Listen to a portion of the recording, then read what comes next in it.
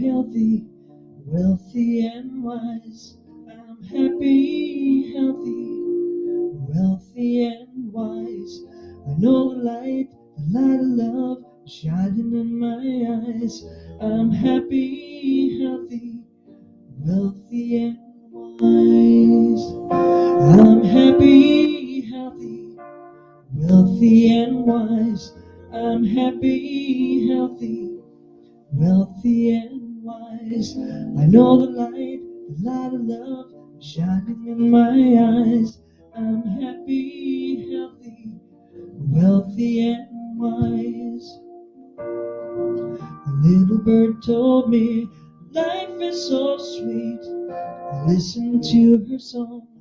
I know I am complete. I have all the keys, love, joy, and peace. Power is infinite, love will increase. I'm happy, healthy, wealthy and wise. I'm happy, healthy, wealthy and wise. I know the light of love is shining in my eyes. I'm happy, healthy, wealthy and wise. I'm happy, healthy, wealthy and wise.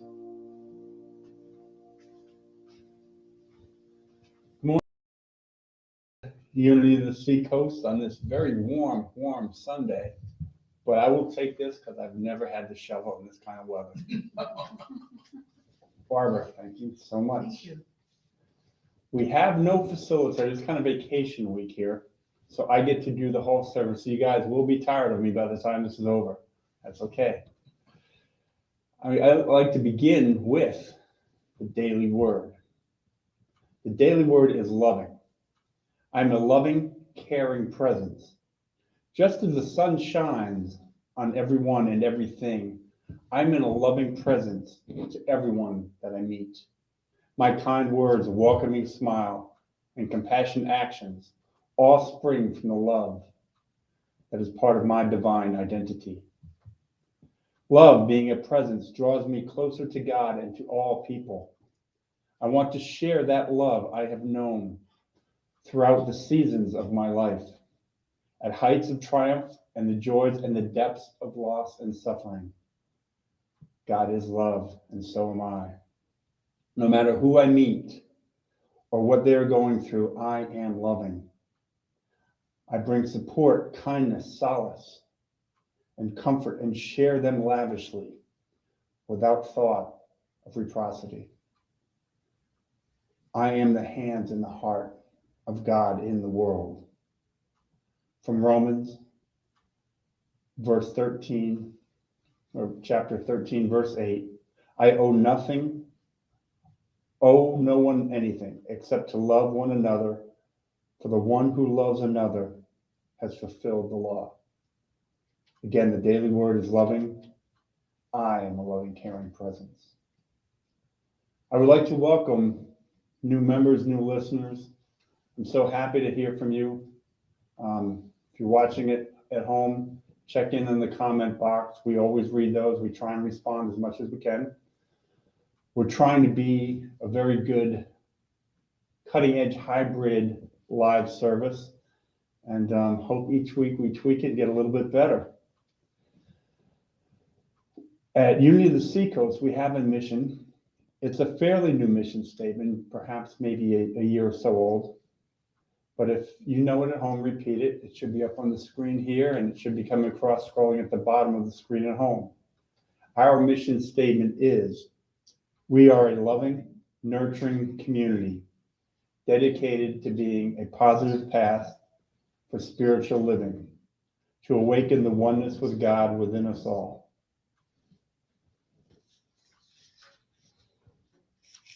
We have our website that we hope you check out, unityoftheseacoast.com. Keeps us up to date. We archive our talks there, our Facebook talks. We also archive our talks on YouTube, plus mini talks that we do, and just try and give you something to get a feel of what we're about. There's writings from members of our church. There's a little history of church writings from the founders and such. also a donate button there, a tithe and donate.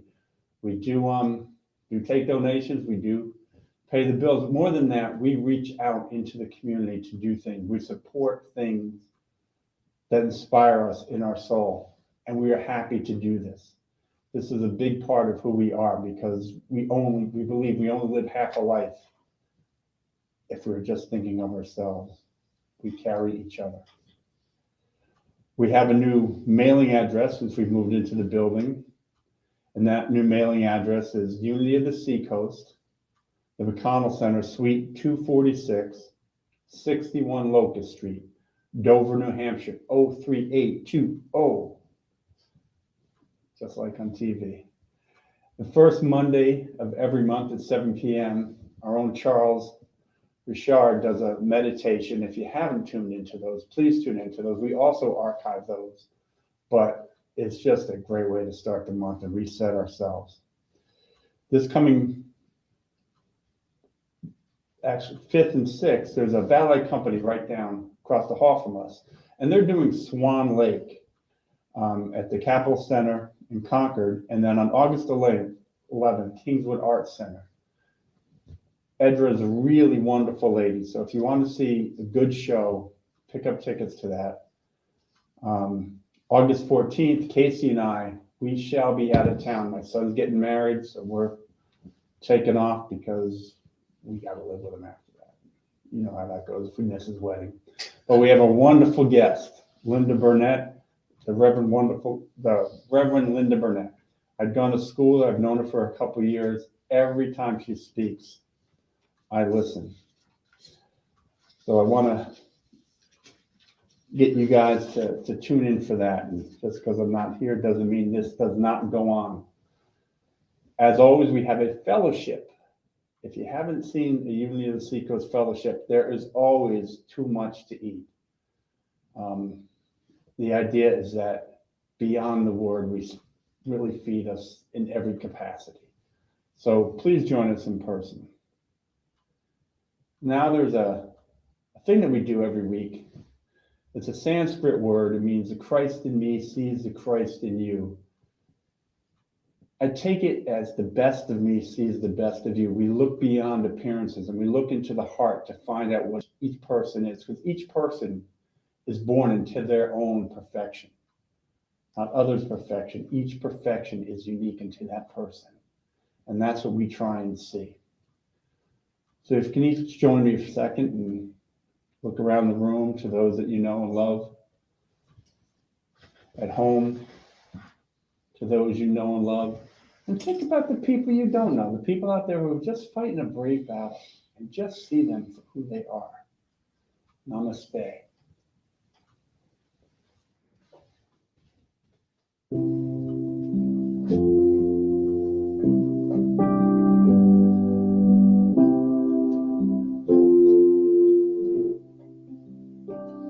I'm healed, whole and healthy. I relax and visualize. I'm healed, whole and healthy. I am well. I am well.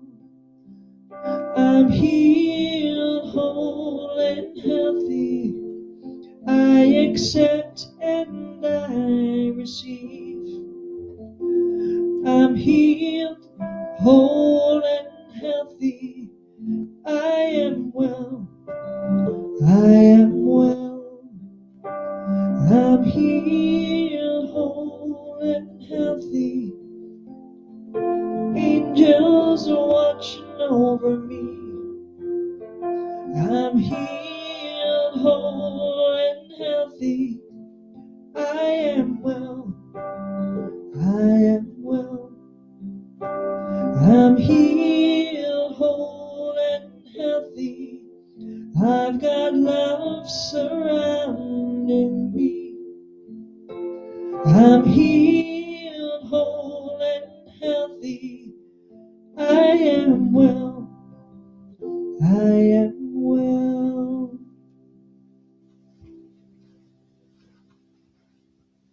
Thanks again, Barbara. Thank you. the introduction of our speaker, which is me. I'm Thomas Scheinler. I'm the spiritual leader here at Unity of the Seacoast. I'm happy to be speaking in front of you. I picked this week and next week's topic, healing, because it means a lot to me. Hopefully it means a lot to you. It's a two-part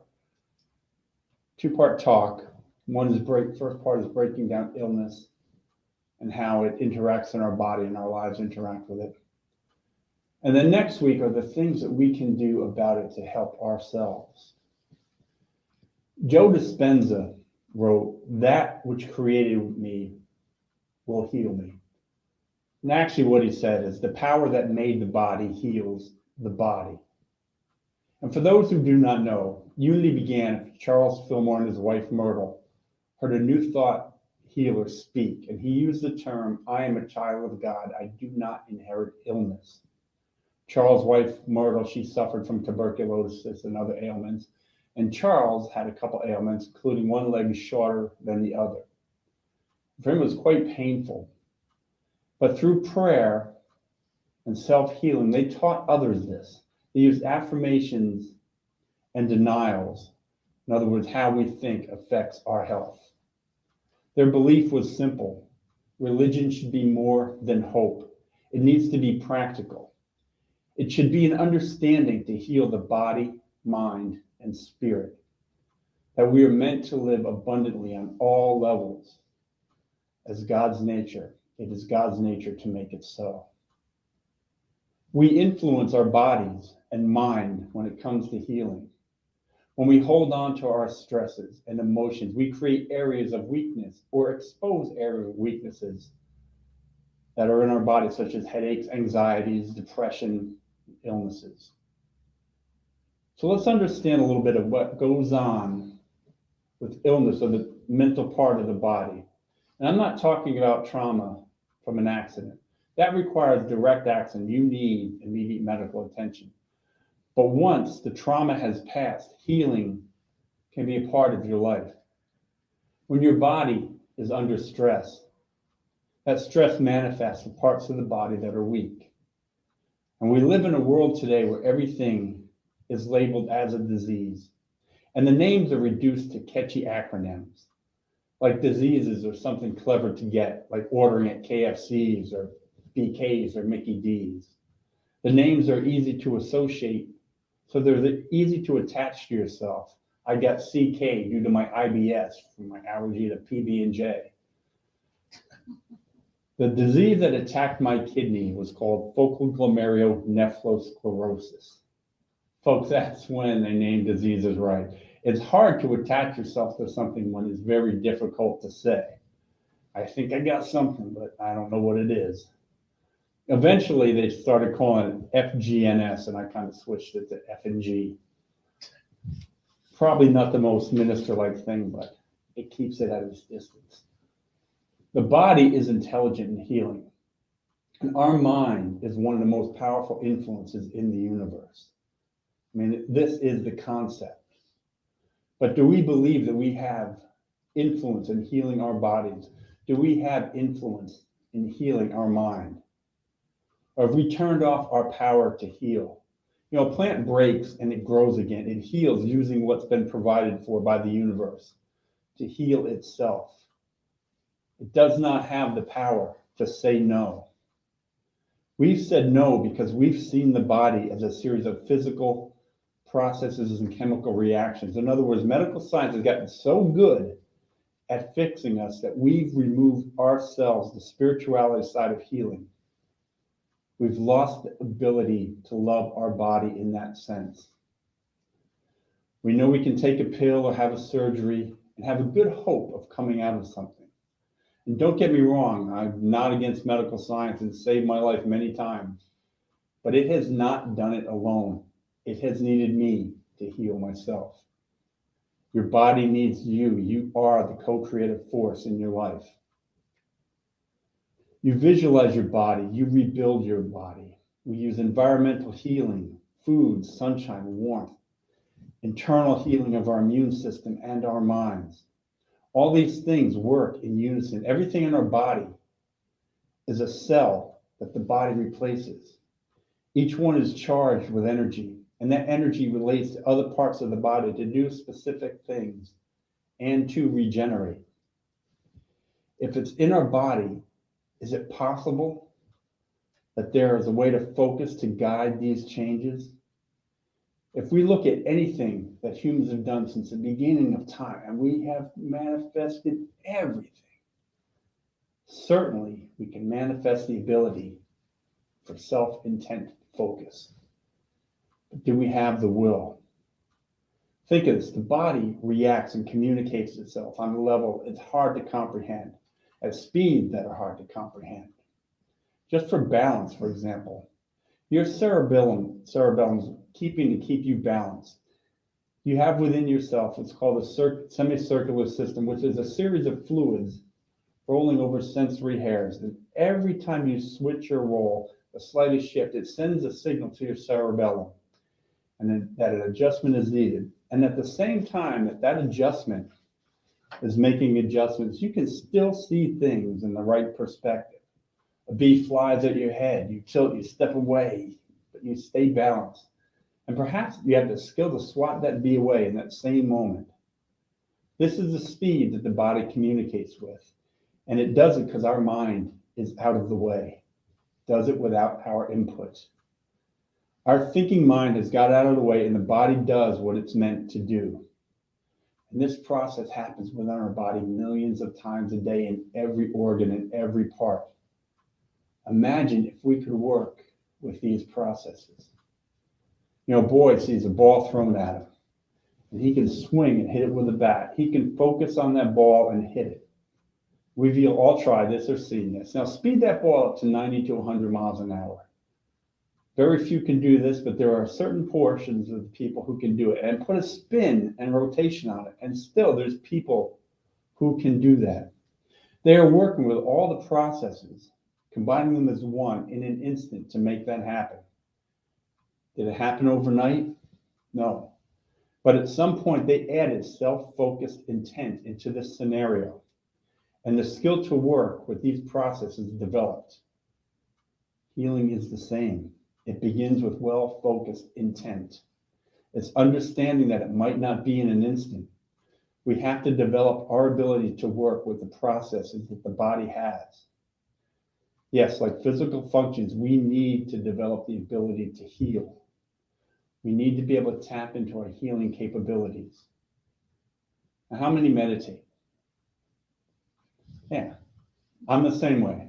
How many meditate so much that it is just easy? Most don't.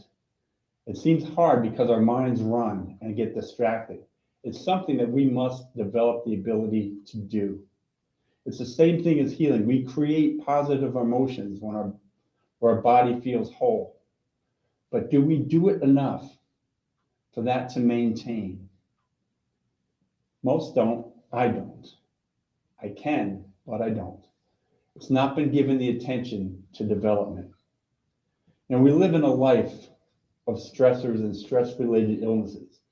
Environmental stress, like accidents and such. Chemical stresses, like viruses, additives to our food, pollution, heavy metals, blood sugar if you're diabetic.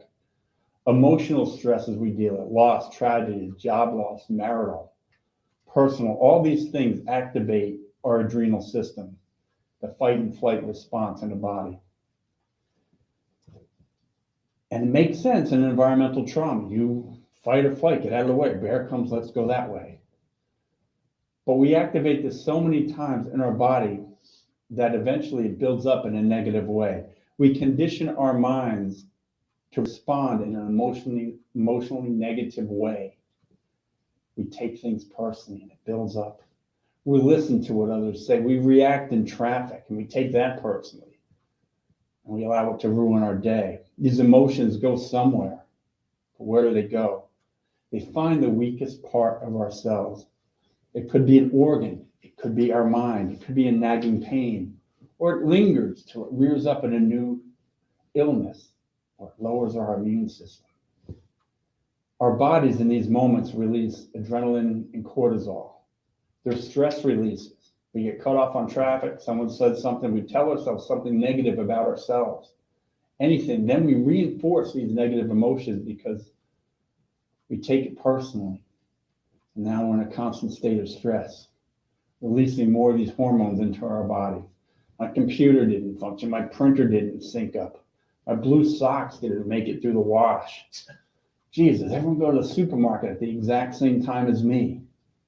The employment rate is what? I made a mistake. I'm not good enough. I can't admit my mistake. Otherwise, people will know I'm a failure. We do this to ourselves over and over. And each time we do, we're releasing these things into our blood. That means we're in a chronic state of compromise. It affects our muscles, our memory, our immune system. Because so much energy is going into the stress response for the immediate needs, it's taking away and damaging the systems that need life-sustaining energy. And what happens when we shut down the immune response? We get sick. We're vulnerable. It manifests in our bodies and it affects our minds. We get defeated. We feel less than. And we dump more stress hormones into the bloodstream, and it happens over and over. So we begin to look at our body-mind connection. Change your perception. Do we believe in thoughts held in mind bring about in kind? Do we believe in sin no more? Our faith will set us free. And does it make sense to you that negative thoughts bring about negative results, especially in the body? In John chapter 8, verse 11, Jesus said, "Neither do I condemn you. Go, and from now on sin no more." What Jesus is saying here is to think differently. Sin, as we know, means to miss the mark. It's not about damnation. It's about not doing the things that lead us from our best life. Sin no more, therefore, means to stop doing the things that lead us from our best life. In other words, as I mentioned last week, is doing the same things over and over and hoping for different results.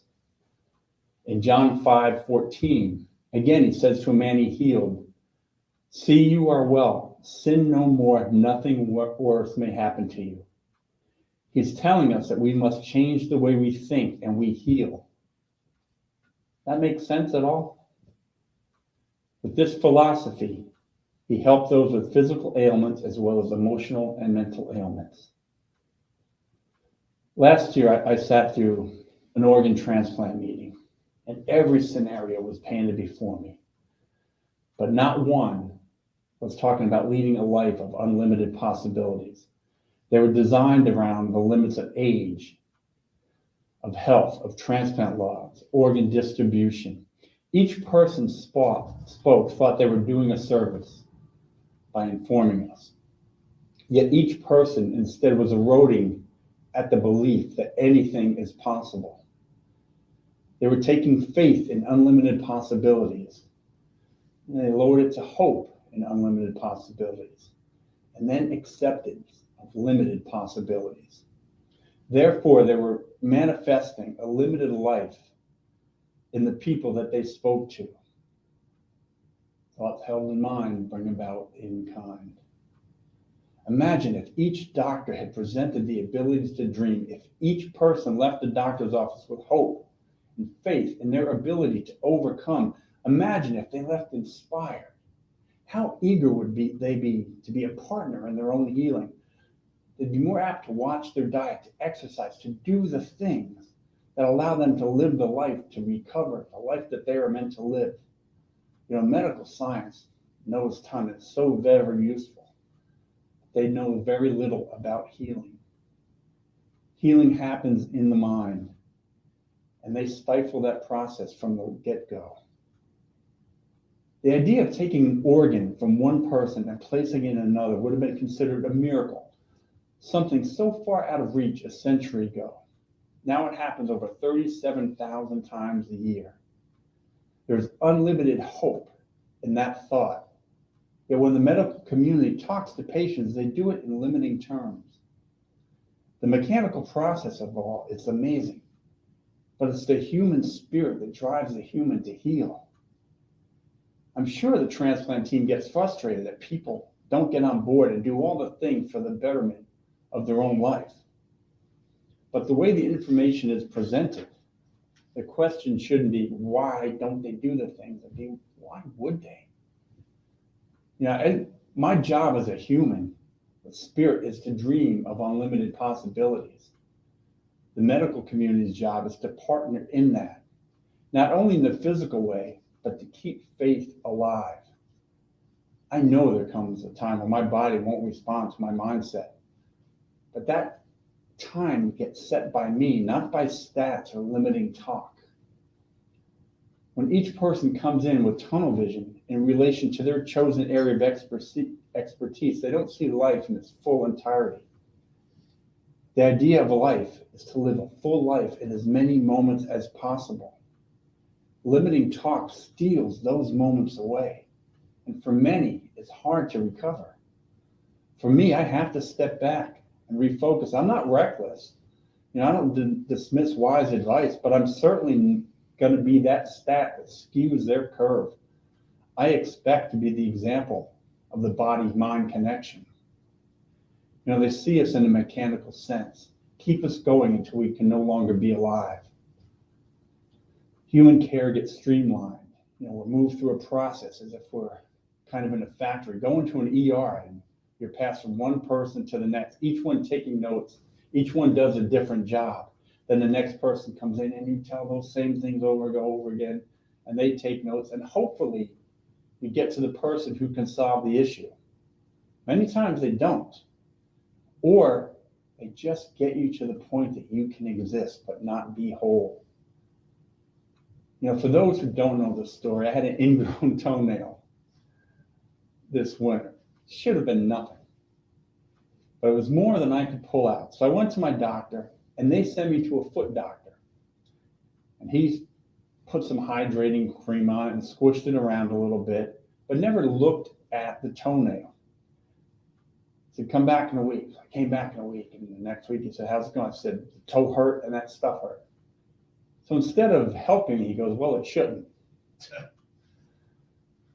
His response was not to solve it. Instead, he ordered x-rays and MRIs, but never looked at the toe, the part that hurt.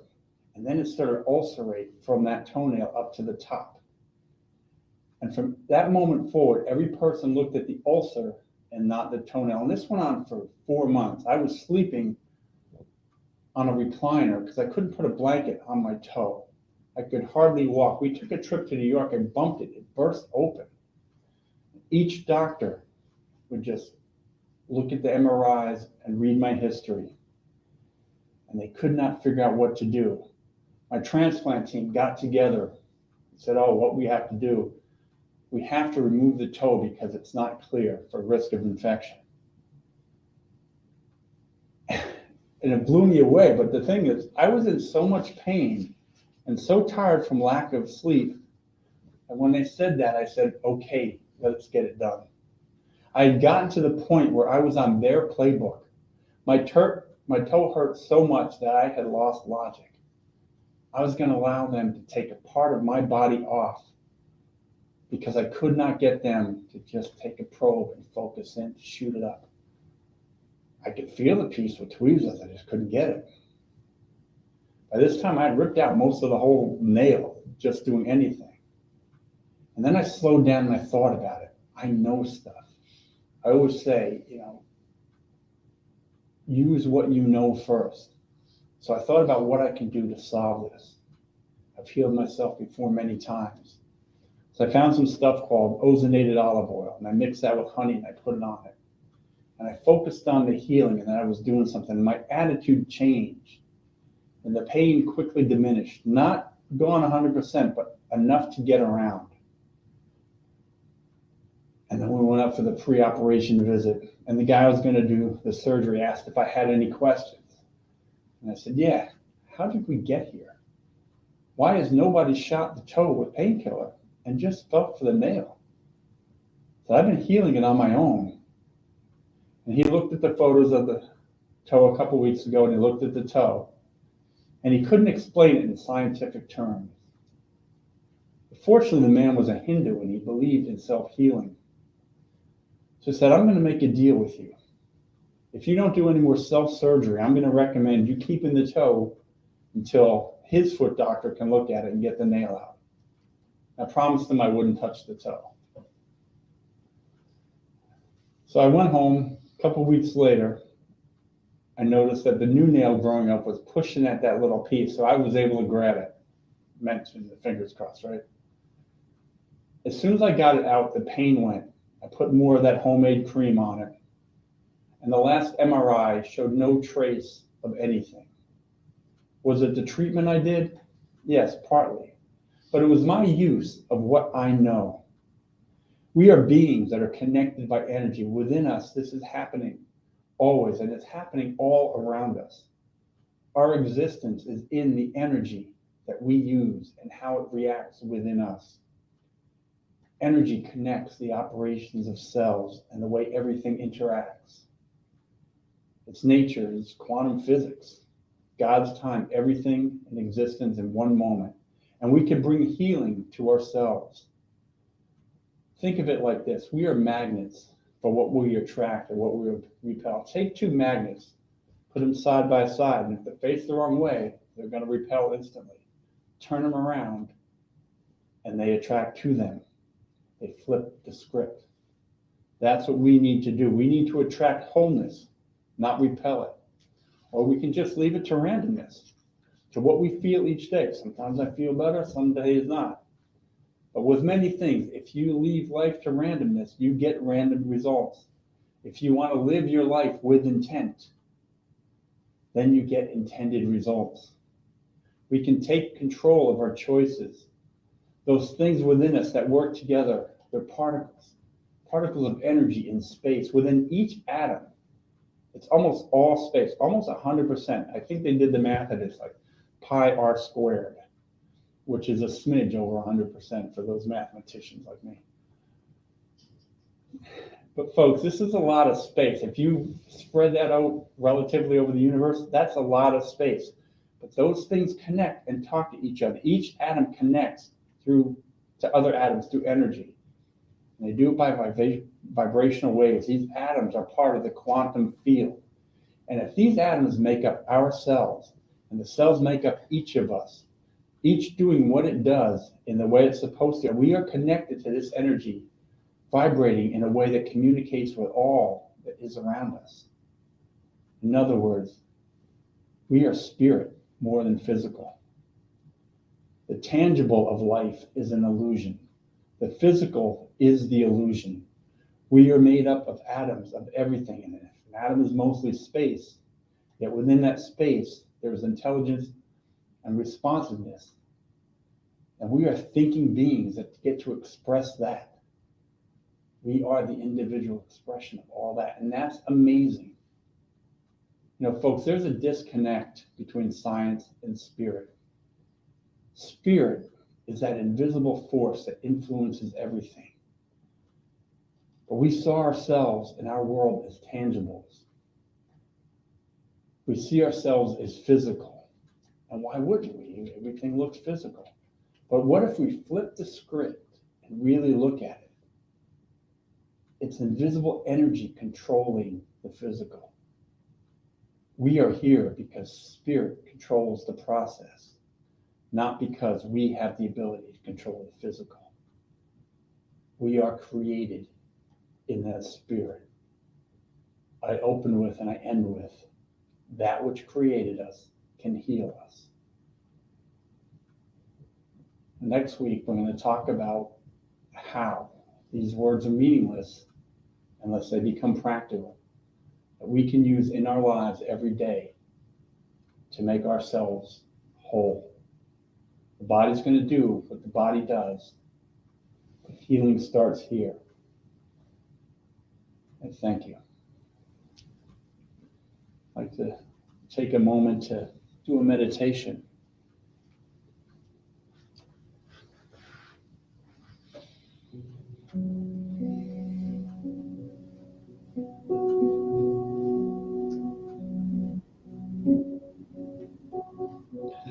Joy fills every cell in my alive with love. I relax into the healing process. I allow spirit to do what it does. Peace fills every cell in my body.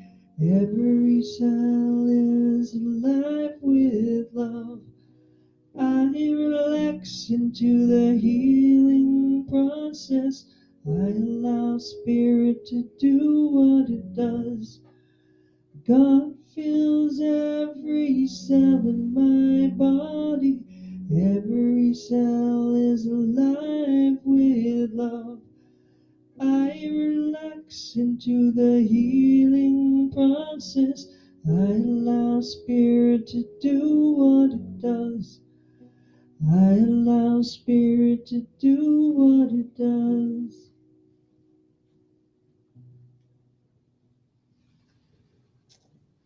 I ask everyone to get comfortable. Get your feet comfortable and your hands comfortable. I invite each of you to find your own breathing pattern. In and out.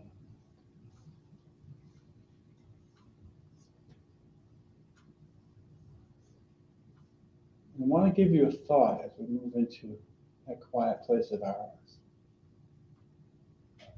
That we are each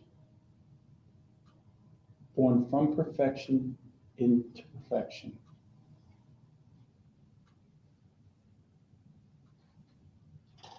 Can we acknowledge that we are all individual?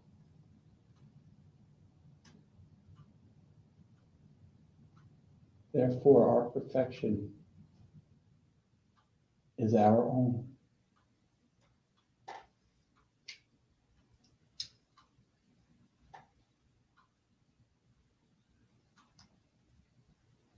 want you to honor that within you.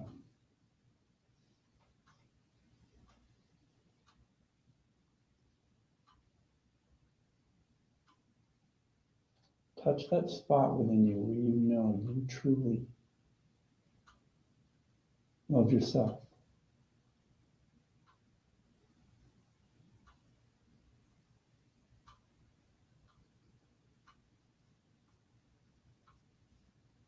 Feel a little warmness glowing in that area.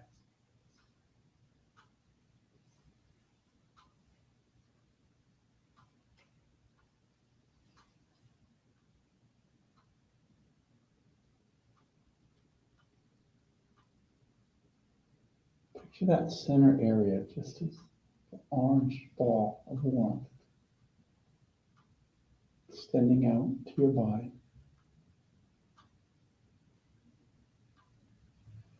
In your heart, to your abdomen and your shoulders.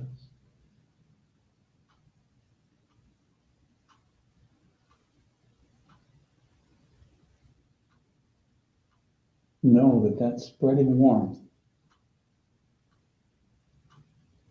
is your love spreading through you. Love of self.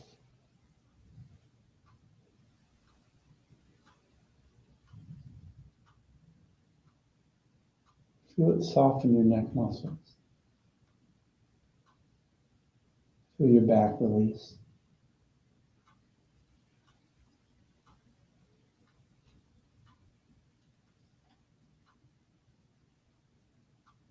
It spreads down the arms to your fingertips. Allow your fingertips to open and wiggle so energy can move from you to the world.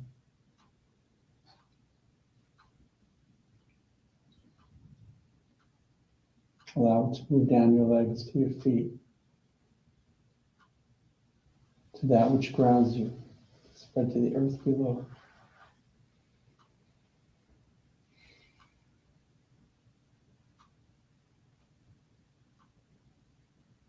We each are a wellspring of self-love.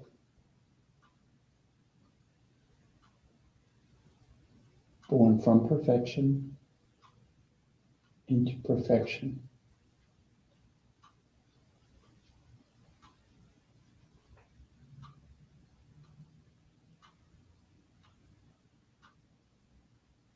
Erosion of this is restored and we are whole.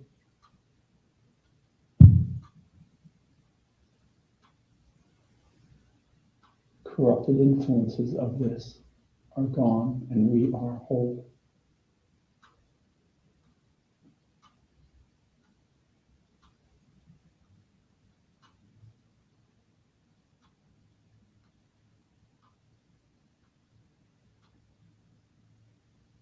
For those fighting a brave fight, we send you this love. To those we know, to those we don't.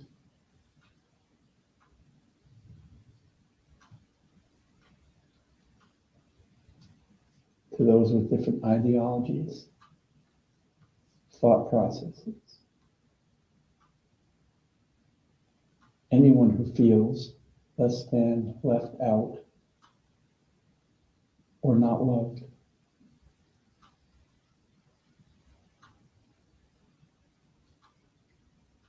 We love them as I love you. We love them as I love myself.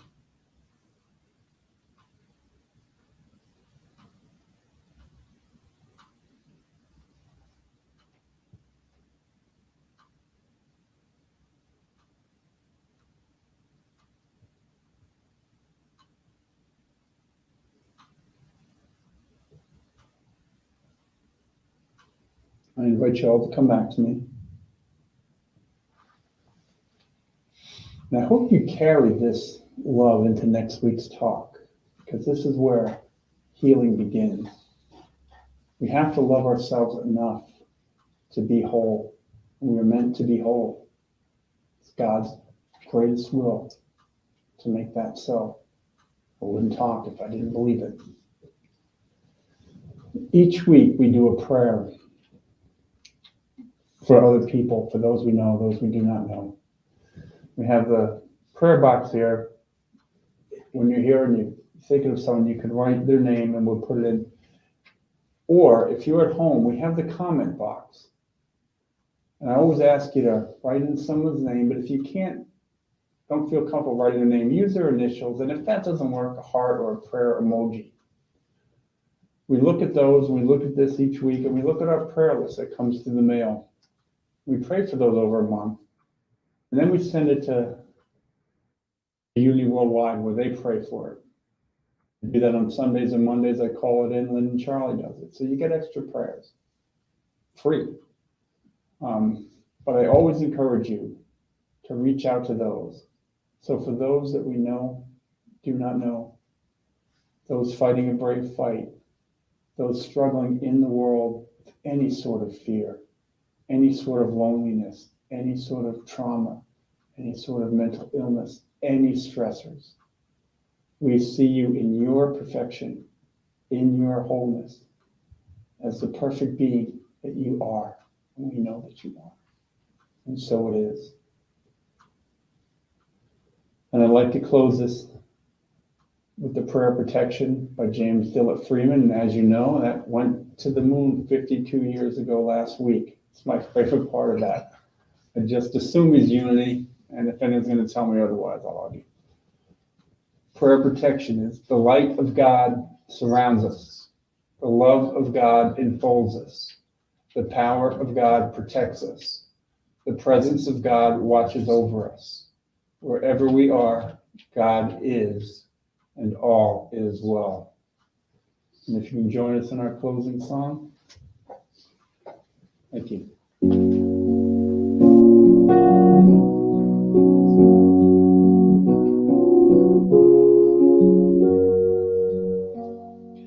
Let there be peace on earth, and let it begin with me. Let there be peace on on earth, peace that was meant to be. With God as creator, family all are we. Let us walk with each other in perfect harmony. Peace has begun with me. Let this be the moment now. With every breath I take, let this be my joyous vow. To live each moment in love, each moment in peace eternally. Now there is peace on earth, let it begin with me.